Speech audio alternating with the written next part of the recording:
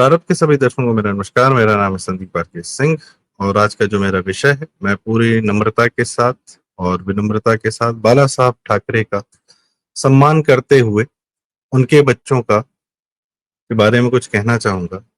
हे बाला साहब, ये आपने क्या किया? ये क्या दिया है हमें? एक उद्धव ठाकरे दिया, एक ही राज ठाकरे। ये आप ही की परवरिश के अंदर निकले हैं ये सारे। और उनका जो तीसरा वाला है वो आदित्य ठाकरे। इस परिवार की सिर्फ सत्ता में रहने के लिए जनता हमेशा मार खाती है।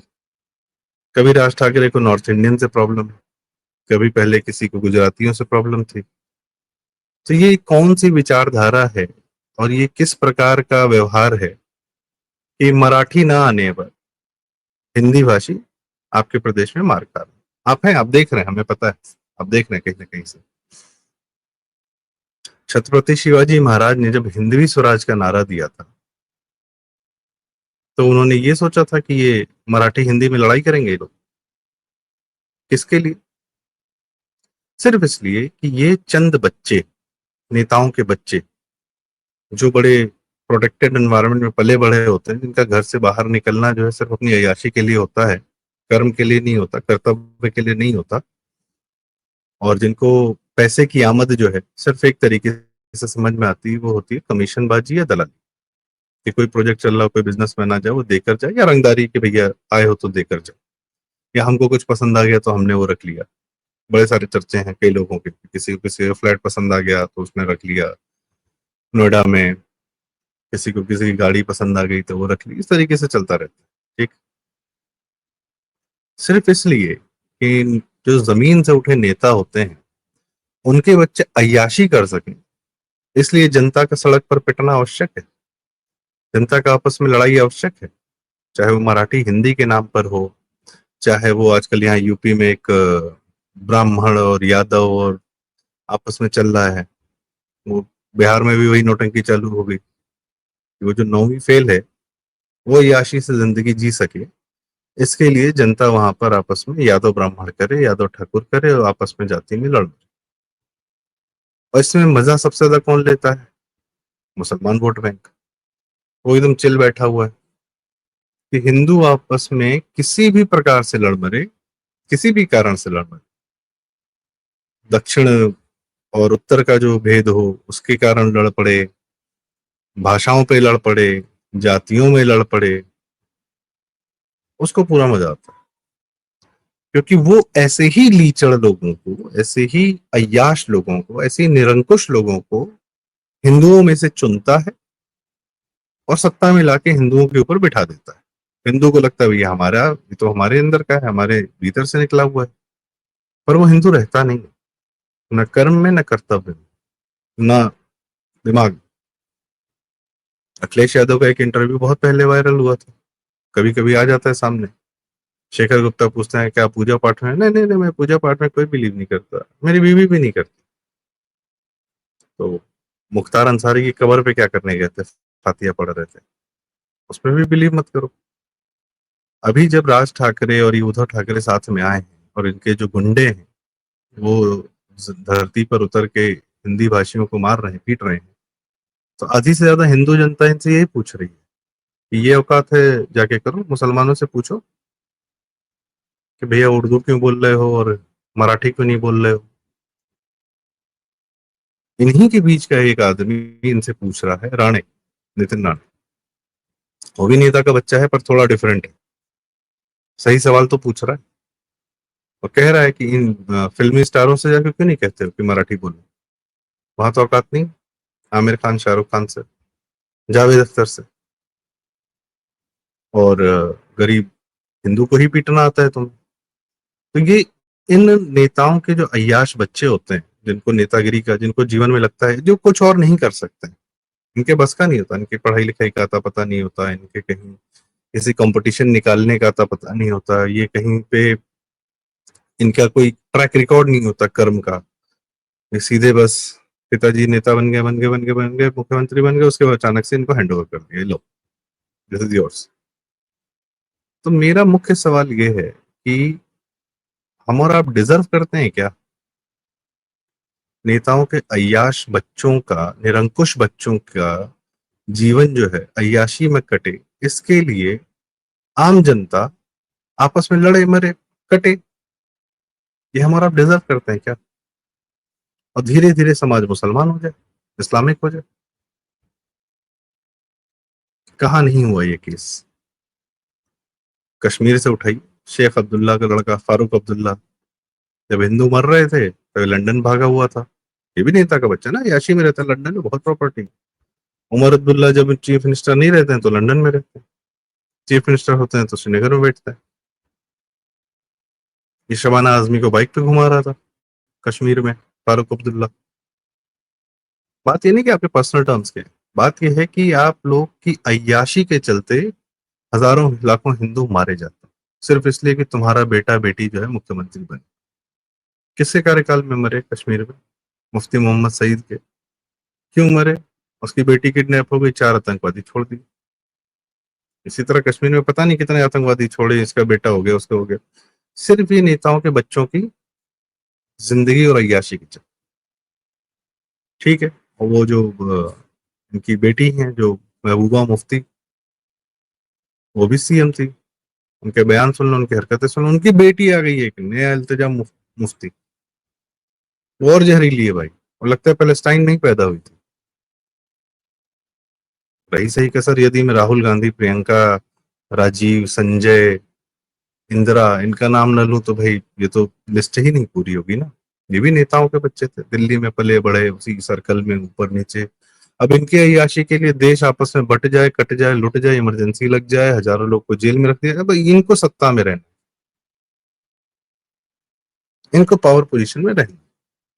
उसका क्या करेंगे? देश की वाट लगा देंगे। 1991 तक इंदिरा गांधी की सोशलिस्ट पॉलिसीज ने, नेहरू की सोशलिस्ट पॉलिसीज ने, राजीव गांधी की सोशलिस्ट पॉलिसीज ने पूरे देश को दिवालियेपन पर लाके खड़ा कर दिया। हमको सत्ता में रहना। संजय गांधी ने क्या किया, वो कितना निरंकुश था, उसकी तो मतलब कहानियां घूमती हैं, आजकल कोई बात नहीं करता है, पर वो एक नेक्स्ट लेवल निरंकुश आदमी था।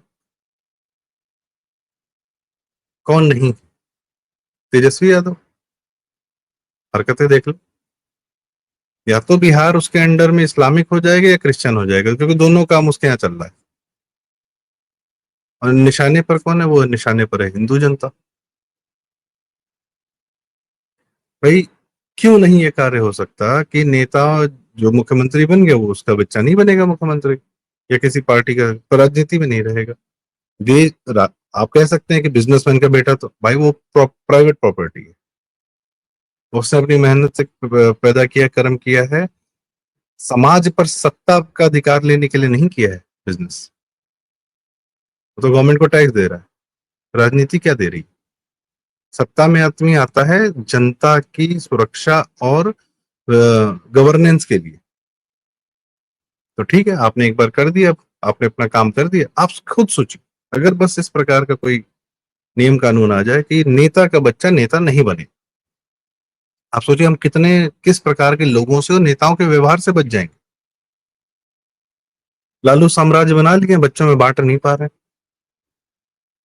तो नेता की मानसिकता खत्म हो जाएगी ना। फिर वो अपना प्राइवेट ओनरशिप पे जाओ भैया, दुनिया खुली है, बिजनेस करो, अपने बच्चे को करोड़ों रुपए देने, बिजनेस करो, कमाओ, दो जो मर्जी करना है करो।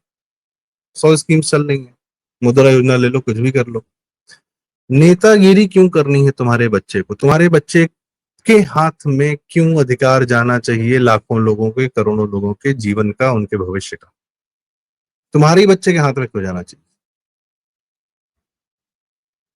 और इसीलिए मतलब, और ये बच्चे होते कैसे हैं, ये बच्चों के साथ समस्या क्या है? ये ऐसे एनवायरनमेंट में पलते बढ़ते हैं कि इनका जीवन से कोई लगा, मतलब ये आम आदमी का जीवन का अता पता नहीं होता है। छोटे होते हैं तो क्रिकेट खेल रहे होते हैं, तो इनको जो है बॉल जो है, इनका गार्ड या कोई अधिकारी या कोई भी बॉलिंग करता है, और जब तक इनके मन करती है बैटिंग करने की तब तक खेलते हैं, उसके बाद फिर घर में चले जाते हैं। ना फील्डिंग का पता है ना बॉलिंग का पता, क्योंकि वो नीचे नीचे के लोगों का काम, तो वो नहीं करेंगे। वो गेम, गेम इसलिए नहीं खेलना है कि हमको गेम खेलना है, हमको सीखना है, हमको एक स्पोर्ट्स में जाना है ना।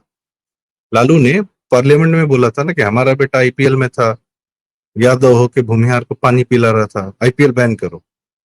तुम्हारे बेटे ने 12th मैन था वो, उसने अगर एक क्रिकेटर को पानी पिला दिया, किसने किसने किस क्रिकेटर 12th मैन ने 13 मैन ने अपने क्या बोलते हैं सीनियर्स को पानी नहीं पिलाया? सबने किया है कर। तुम्हारा बेटा स्पेशल आया था, तुम मत खिलाओ क्रिकेट, इसी लायक तो है नहीं वैसे भी। आईपीएल बैन कर दोगे तुम, जिससे पता नहीं कितने लोगों को करियर दिया, कितने क्रिकेटर्स को नए क्रिकेटर लेकर आया। मुझे स्वयं बहुत पसंद नहीं है, पर ठीक है, वो एक एंटरटेनमेंट है, एक एंटरटेनमेंट फॉर्मेट है, स्पोर्ट्स में एक अलग काम किया है उसने, कुछ भारत को नया दिया, वंडरफुल, क्या समस्या है? तुम बैन करा दो। तुम्हारा बेटा पानी पिला दिया, हद है। इन लोगों से पूछ लो, किसी नेता के बच्चे से पूछ लो, पैसा कहाँ से आता है, पैसा कैसे पैदा होता है, पैसे से क्या मतलब? भाई, क्योंकि आय से अधिक संपत्ति तो सबके पास है, कोई ऐसा नहीं जिसकी आय से अधिक संपत्ति ना हो। कार्ति चिदम्बरम हो, चाहे खड़गे का बेटा हो, प्रियंक खड़गे हो, कोई हो, सुप्रिया श्रीनेत जो है कांग्रेस की एक बदतमीज, वो महाराजगंज के कोई नेता थे, सांसद जी थे, उनकी बेटी। आप देखो, आप लिस्ट निकालो, आपको जितना एरोगेंट राजनीति में लोग मिलेंगे, पर्टिकुलरली भाजपा में भी है, मैं उसको आता हूँ अभी। भाजपा में जो नेता के बच्चे हैं वो क्यों थोड़ा डिफरेंट है, क्योंकि भाजपा में एक ऐसी व्यवस्था है कि जहां पर जमीन से उठा हुआ एक आदमी जो एक्चुअल ह्यूमन क्वालिटीज को लेकर ऊपर पहुंच सकता है, ये व्यवस्था है वहां पे। तो वहां ऐसे लोगों के अंडर में रहना पड़ता है। नेताओं के बच्चे होंगे, कार्य कर रहे होंगे दिल्ली में या भाजपा में, पर लीडरशिप तो शाह की है, लीडरशिप तो मोदी जी की है, लीडरशिप तो योगी जी की है। तो उसके अंडर में ही काम करोगे ना भाई। और अगर बनना है तो इन लोग से कंपटीशन में आओ। जहां कंपटीशन ही नहीं रहता है वहां पर एक इंसान अपने आप को बेहतर कैसे बनाएगा? कोई इंसेंटिव ही नहीं है बेहतर बनाने का। ठीक। दूसरा, एरोगेंस। एरोगेंस कूट कूट के भरा है, चाहे रणदीप सुरजेवाला, उसके पिता भी नेता थे। खैर, पैसे की बात हो रही थी। पैसा अगर ये लोग कमाते हैं तो इनसे पूछेंगे कि पैसा पैदा कैसे होता है, पैसा मेहनत से होता है, कैसे होता है? इन लोग को पैसे की आमदनी का एक ही स्रोत पता होता है, you know what I mean. वैसे ही आता है पैसा।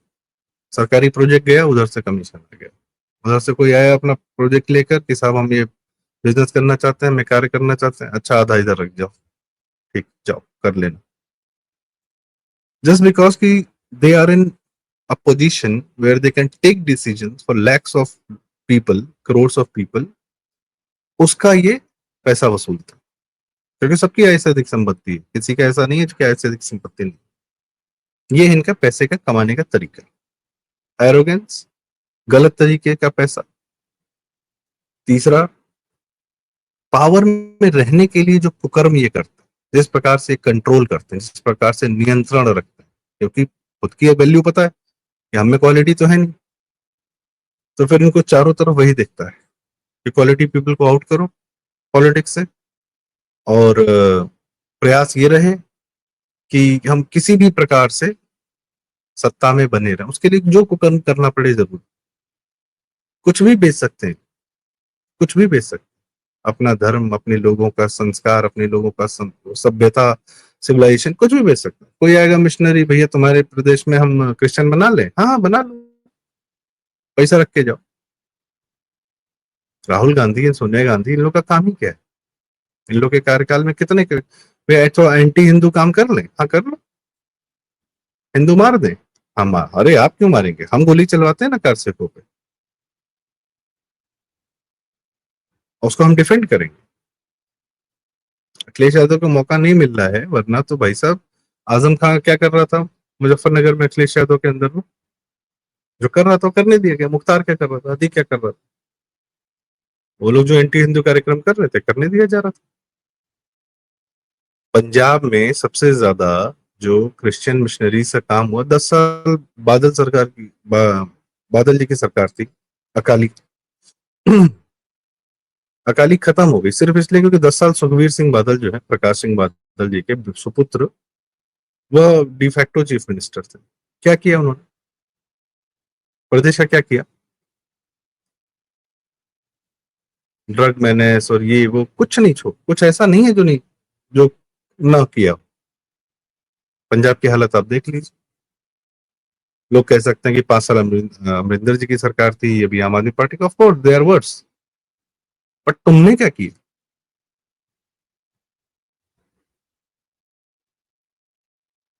तो ये जो व्यवस्था है ना, बच्चों को, नेताओं के बच्चों को नेता बनाए रखने की जो कवायद एक पूरा सिस्टम करता है, इसमें सबसे बड़ा सहयोगी मीडिया। मीडिया तो नेताओं के बच्चों को नौकरी भी देता है। सुप्रिया सुले तो एनडीटीवी में काम करती थी। एनडीटीवी में बहुत सारे नेताओं के बच्चे इंटर्नशिप और इस पे काम करते थे। आओ बेटा, आ जाओ, कुछ नहीं कर पा रहे जीवन में, यहाँ आओ, यहाँ बैठो, पत्रकार बन जाओ, दम्भ से सबसे सवाल पूछो। पत्रकारिता में कौन सा पैसा है कि बड़े बड़े लोगों के बेटा लोग, बच्चे लोग, लड़कियां लोग पत्रकार बन जाते हैं? कौन सा पैसा? सैलरी तो मिलती होगी। क्या इन लोग का जीवन इनकी सैलरी से चलता है? एक्सेस मिल जाता है, पावर सर्कल। मीडिया वालों को नेता, नेता से, उनके बच्चों के माध्यम से, और नेता को मीडिया से अपने ही बच्चे के माध्यम से एक्सेस, तो दे व्हाट्सएप बन जाते हैं ये चलते फिरते, और बाद में सत्ता में चले जाते हैं। क्या समस्या? कुछ कायदे का काम कर लो, कुछ इनोवेशन कर लो, कुछ ड्रोन बना लो, कुछ नई दवाएं बना लो, कुछ बढ़िया बिजनेस कर लो, कुछ गुड़गांव टाइप का शहर बना दो। इतना ही पैसा, सत्ता, सब कुछ है अगर साथ में, तो कुछ ढंग का काम कर लो। तो ये बात, ये समस्या सिर्फ भारत की नहीं। अमेरिका में ट्रंप के आने से पहले डेमोक्रेट्स के जितने बच्चे हैं, वो अपनी ओनरशिप्स कंपनीज की, दिस दैट, वो सब चाइना को बेच रहे थे। ये इस मुद्दे पर जाऊंगा तो ये तो अलग हो जाएगा। अगर भारत में ही बात करेंगे, हर जगह कहानी, नेताओं के बच्चों को सिर्फ देश बर्बाद करना, या किसी न किसी को सत्ता में रहकर जो उसके अंडर में कंट्रोल है उसको बेच देना, किसी और को हैंड ओवर कर देना। वो बाइडेन का लड़का था ना, हंटर बाइडेन, उसका लैपटॉप और उसका हरकतें, उसके कुकर्म सारे सबको पब्लिकली विजिबल है। अय्याशी चरम सीमा पे। मर्डर कर दो दिशा सालियान का, सुशांत सिंह राजपूत, कुछ नहीं होगा, वी आर ओके। किस टाइप के मुद्दे हैं, क्या काम, क्या समाज में योगदान है? मराठी नहीं बोल रहा है, मारो थप्पड़, ये योगदान है।